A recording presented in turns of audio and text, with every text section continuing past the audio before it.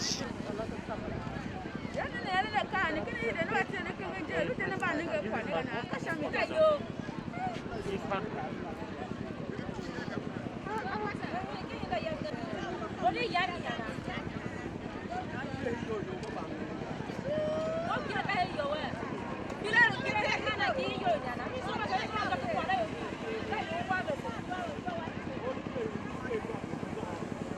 You can go inside further if you want.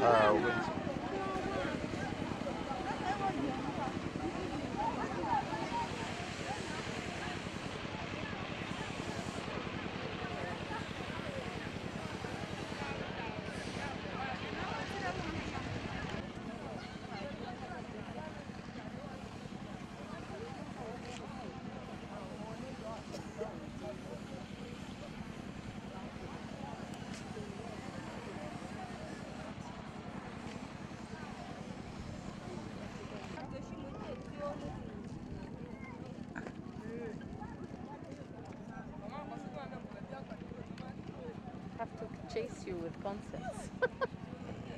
How about you? So, just to prepare.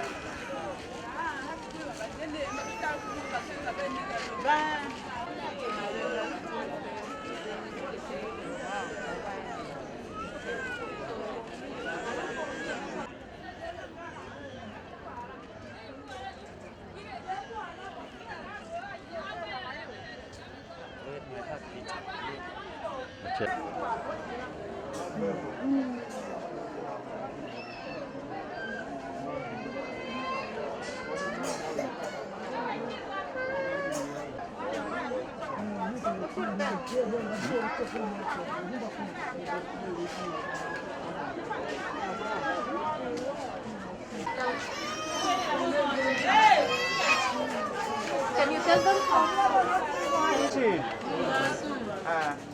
Em mò này em bà này bắt tỏ các photo. Đã photo lúc tỏ này là một.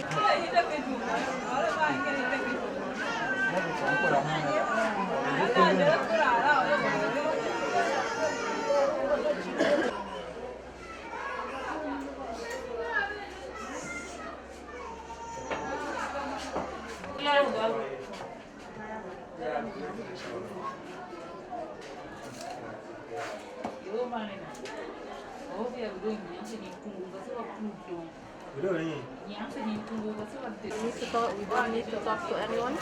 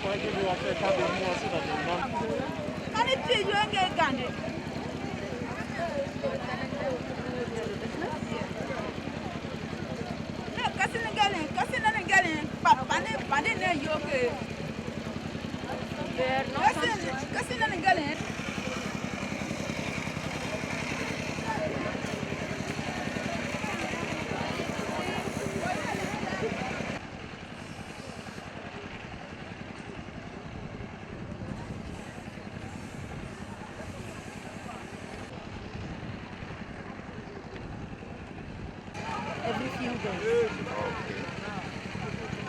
So we trap water. It's not borehole. Because the ground is dry. We try to dig so deep.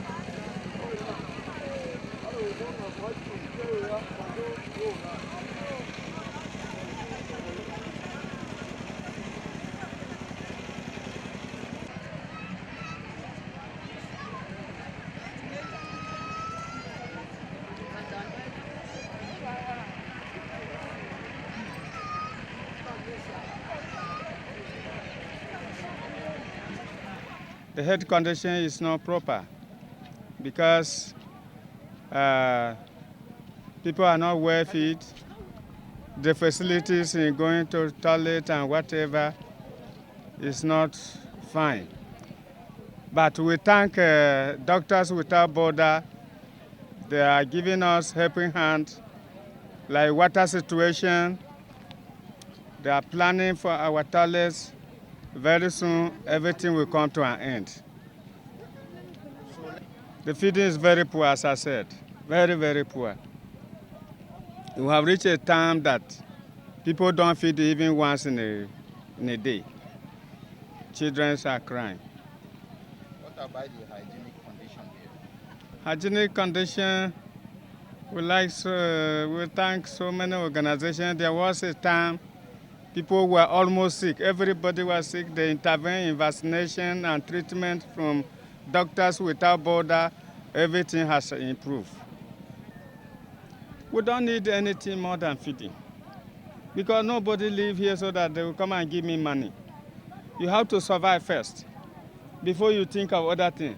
If the war has finished, everybody will go back to his place. Nobody wants to live here. We don't expect bigger things more than feeding. We actually want feeding because mom must eat.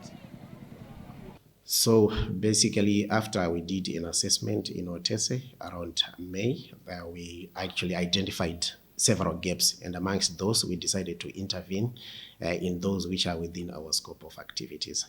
So one of the major gaps that we found out was those which are related to water and sanitation, as well as those which are related to health. So there was a huge gap in terms of provision of basic health. So our interventions were then focused on water provision. So we have just started providing water through the tracking, and we have also started to construct latrines and showers as a way of reducing those morbidities, which are as a result of poor water conditions. And then we are also focusing on providing basic health care, because with basic health care, of course, it sounds basic, but it also plays a very huge role in reducing the burden of the primary, of the secondary and the tertiary levels of health. And in general, so far, we are seeing a lot of malarial cases, which are as a result of poor shelter, and also it's now the season for malaria. So obviously, as of now, actually malaria is the highest morbidity in general. But in terms of the under 5, actually the highest morbidity is lower respiratory tract infection, which we also think is also related to the deplorable living conditions that the IDPs are exposed to. And for now, we are also in the process of ensuring that we drill borehole, because the IDP population is rapidly growing, and for that reason, we are also looking into a more sustainable way of providing water. So we are also going to be drilling boreholes. Unfortunately, our first attempt was not successful, but we are still continuing to see if we can get water, because that is a more sustainable way of ensuring that the IDP population will get safe drinking water. We provide sexual gender-based violence also to our survivors. Now, sexual gender-based violence, we majorly provide medical care to the survivors and psychosocial, mental health and psychosocial support. Now, the medical care we provide is to one, prevent unwanted pregnancy, and prevent sexually transmitted infections, including HIV, and to treat any form of injuries that are sustained as a result of rape, because it is not only rape that we see, also in cases of intimate partner violence and other form of gender-based violence are seen. And for these cases, right from inception in June 2020, we have seen up to 210 sexual gender-based violence. That is like an average of 16 to 20 per month. This is enormous, and it shows that mind you, before we came up with, we started this program, we did a survey, and from the survey we saw that the burden of sexual violence is very high, and there are several gaps that are not being filled. So we started this program providing medical and mental health and social support. We never envisage that we'll have 500 IDPs and then it will rise to over 1.5 million. And we're still counting. As at last week, there were still attacks. 2 weeks ago, we had a month ago, it has continued. And these Fulani bandits have continued to kill our people, and even those who attempted to go back to their villages were killed. And so the challenge is we keep having this IDP. So with all the efforts and with the financial challenges, funding challenges that we have, it has become extremely difficult to say that you satisfy the needs of these people. Well, every month, the local government, the state, will try to provide food. I think by next week we should be providing some level of relief and food materials to this camp, and even non-food materials. As I talk to you currently, my wife is launching a program to provide health services to the IDPs. It's launched today and it's going to go around all the camps, even the unofficial camps. We're still attending to them because they are Benue people. We cannot do otherwise.